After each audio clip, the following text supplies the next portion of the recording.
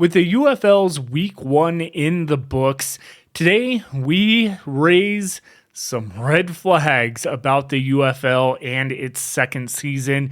This is something I don't think anybody necessarily expected as big of a drop in attendance and TV ratings as we've seen going back to the USFL's 2023 season, which was their second season. We are seeing a very similar TV rating drop that we saw there, but this is outside of the USFL in 2023. This is the first spring football opening weekend that we have seen since 2019 that did not get viewership of more than 1 million viewers on any of the games, which at this point is 4. With that. Now, of course, you can consider that the 2023 USFL season was also going head-to-head for most of its games with the XFL, so they kind of shared viewership there. That's kind of the asterisk to per se that may be the only reason USFL essentially got under 1 million views was because of the XFL season was going at that time. Now, of course, the UFL is the only spring football league going back to 2019 that has started their season the weekend or the last weekend of March. They did it last year and have done it this year. So let's go ahead and get into those numbers here. And we start out with Friday night Fox TV ratings since February 7th, 2025. This is the furthest back I could find. And of course, this was something that since WWE SmackDown has gone away from essentially the overall presentation of Fox Friday nights, they replaced it with college football. There's some NASCAR truck series, I believe, within that. And then, of course, their big spring thing was going to be, or is going to be, the UFL. Now, as you can see here, going back to February 7th through March 14th for college basketball, they were getting anywhere from 1.14 million viewerships all the way up to 1.78 million viewerships. And then, of course, NASCAR last week, or almost a week and a half ago, got 910,000 viewers. And then the UFL got 690,000 viewers. Now, of course, this game was an absolute blowout of the Battlehawks and the Roughnecks. Overall, the presentation of the games this weekend weren't bad. Of course, a lot of mistakes in the marketing, the viewership, and all that type of stuff that did not draw interest. This still, again, raises the question of starting the league the week after the Super Bowl, like the XFL did, has a lot of more traction potentially, where there's not such a break in football and they can advertise football doesn't end with the Super Bowl and you have to wait another almost month and a half for football. This could be the leading cause right here to prove that theory that could be right. So as you can see, that's the breakdown of everything there. Then we get into the viewership here, and then we'll get into attendance. So this here is essentially the UFL 2024 versus the UFL 2025 opening weekend TV ratings, ESPN and Fox. They are broadcasting on the exact same channels as last year. This is very good data that we can now compare in comparison to not having any other direct contact with like the USFL did with the XFL. There's no other spring league. Now, of course, there's a lot of other sports going on. It was MLB's opening weekend. There was a lot of other things happening, but that's not to say that's not happening last year. So let's get into that. So last year, both games, or all 4 games, were broadcast on Saturday and Sunday.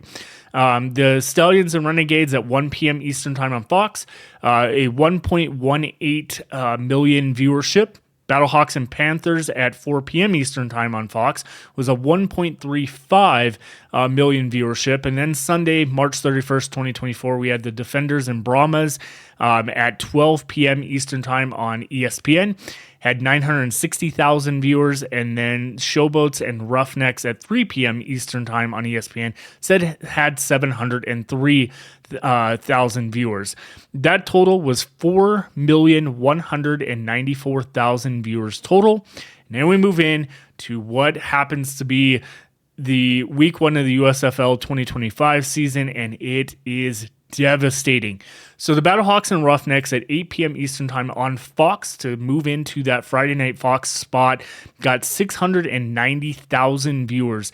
A loss, if we're comparing the first UFL game last year on Fox, was a loss of 491,000 viewers. Now, of course, different time slot, different day.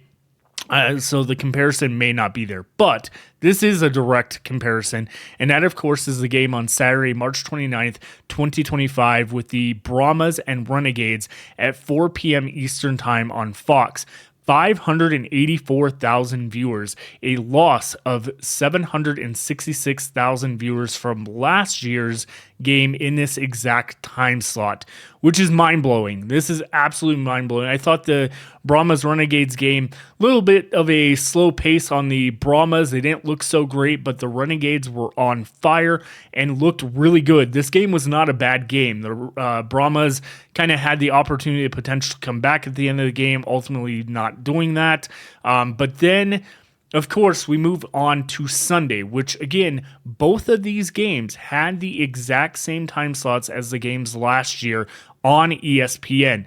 So the Panthers and Showboats at 12 p.m. Eastern Time on ESPN drew 569,000, which was a loss of 391,000 viewers. And then Stallions at Defenders at 3 p.m. Eastern Time on ESPN had 395,000 viewers with a loss of 308,000 viewers. Total week one was viewers was 2,238,000 viewers with a loss of 1.95 viewers loss overall. So that's pretty massive drop off for the league in its entirety. And the fact that, there was a lot going into this season. The other part to that, which I'm going to get into with the overall attendance, is there was a lot heading up into week one with the potential player strike. If people actually did hear about that, like on the Pat McAfee show and all these different areas of media, they were probably fearing that they weren't going to have a game on Friday, Saturday, or Sunday, and that may have led to a drop in attendance and potentially viewership at that people just waved it off and didn't really care. That remains to be seen, but let's go into the UFL 2024 versus UFL 2025 opening weekend attendance numbers. Again, a huge drop here. So Saturday, March 30th, 2024, the Stallions at Renegades at Choctaw Stadium, 14,153. Now, of course, this was the start of the USFL versus XFL, the merger and everything like that. People were hyped up, 14,153. Battlehawks at Panthers, 9,444. And then, of course, on Sunday, March 31st of last year, the Defenders and Brahmas, 13,164. Showboats at Roughnecks, 9,157. Now, keep an eye on that Roughnecks number of 9,157 because this year, they moved back into TDECU Stadium in Houston on Friday, March 28th, 2025. The Battlehawks and Roughnecks had 7,124 in attendance, a drop of almost 2,000 people just in that sense. Now, of course, it's Friday night, could be a little bit different in that sense, but still, that is a pretty huge considerate. The fact that Houston Roughnecks just look really, really bad. CJ Johnson probably needs to go. I know, reporting on the team and everything when the coaches came to the end of the year, I kind of figured they were keeping CJ Johnson around to give him another chance. I think that chance is probably gone at this point. Then we go to Choctaw Stadium, which is the Brahmas and Renegades, was 10,114, which is a little bit down from the Renegades and Stallions last year at Choctaw Stadium. But I will say this is a promising number for the Renegades. I honestly kind of expected it to be a little bit lower. but 10,114, not bad at all. Then we look at Sunday, March 30th, 2025, the Panthers and Showboats, 4,373 in attendance. This is, as far as what I know, this is the worst attendance that at least has been recorded on number during the UFL 2024 season and 2025. This is the lowest attendance for the Showboats. That raises a lot of concerns as well to that market. There's a lot of things done in the Showboats market in Memphis, lower cost of food prices. They were doing a lot of events. They were doing stuff, and the numbers just did not show up here. Next up, we have the Stallions and Defenders, 12,254. Not bad considering the fact that you had the Nationals playing and the Capitals playing at the exact same time. Of course, with the Capitals, we all know that Ovechkin is going for Wayne Gretzky's over all-time scoring record, so that could have played a part in that.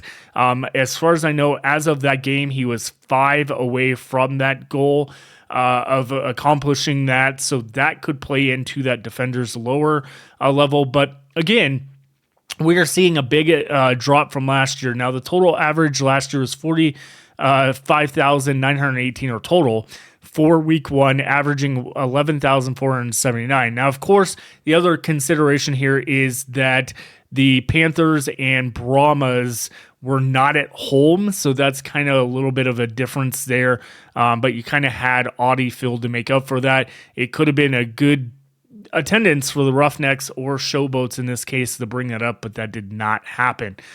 So the total of week one of the UFL 2025 season was a total of 33,865, averaging 8,466 people in attendance. So again, pretty big drop off in attendance there. That could be many different factors there, but I am curious to see what happens in week two because they are in St. Louis, and the reports going out right now is that the numbers are not as great as they have been in previous years of the St. Louis Battlehawks. The hype doesn't sound to be there, so that'll be remain to seen. But we will be back next week to talk about this and kind of get this channel up and running again here on the UFL Hotline. So we'll see you back here on the flip side. Thank you again for joining me, and let me know what your thoughts are with all of these numbers and everything that happened in week one of the UFL in 2025. Have a great one, everyone.